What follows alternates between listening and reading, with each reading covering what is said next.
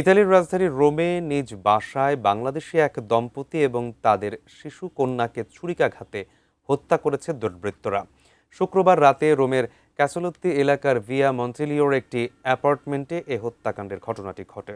তাদের মৃত্যুর খবরে নোয়াখালীর কোম্পানিগঞ্জের গ্রামের বাড়িতে চলছে শোকের মাতম। প্রতিনিধি ফয়জুল ইসলাম জাহানের পাঠানো তথ্য এবং ছবিতে আরও বিস্তারিত থাকছে ডেস্ক রিপোর্টে। জীবিকার সন্ধানে ২০১০ সালে ইটালিতে পাড়ি জমান নোয়াখালীর কোম্পানিগঞ্জের চর কাকড়া ইউনিয়নের বাসিন্দা কামাল উদ্দিন বাবুল প্রবাসী যাওয়ার আগে পারিবারিকভাবে বিয়ে করেন একই ইউনিয়নের মমতাজ বেগম আরজুকে। তাদের সংসারে জন্ম নেয় এক ছেলে ও এক মেয়ে। স্ত্রী সন্তান নিয়েই প্রবাসে গড়ে তুলেছিলেন সুখের সংসার।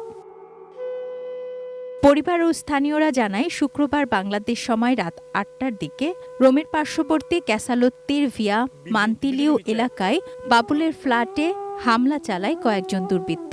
ফ্ল্যাটে ঢুকে বাবুল সহ স্ত্রী মমতাজ ও ৫ বছরের মেয়ে আরিশাকে ছুরিকাঘাত করে। এ সময় বাইরে থেকে ছেলে আমির হোসেন অয়ন বাসায় ঢুকলে তাকেও কুপিয়ে জখম করে পালিয়ে যায় দুর্বৃত্তরা। অয়নের চিৎকারে আশপাশের লোকজন আহতদের হাসপাতালে নিয়ে গেলে চিকিৎসক বাবুল তার স্ত্রী ও মেয়েকে মৃত ঘোষণা করেন। গুরুতর আহত অয়নকে ভর্তি করা হয়েছে স্থানীয় জেমিনি পলিক্লিনিক হাসপাতালে।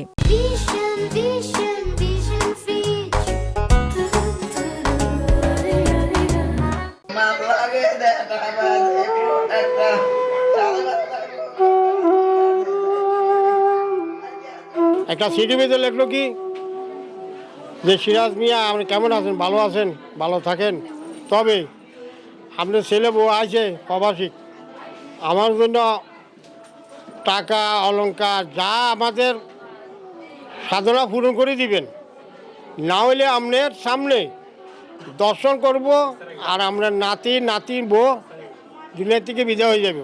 শনিবার সকালে পরিবারের সদস্যরা জানতে পারেন ইটালিতে প্রিয় সন্তান পুত্রবধূ ও নাতনির মৃত্যুর খবর। শোকে স্তব্ধ পুরো পরিবার।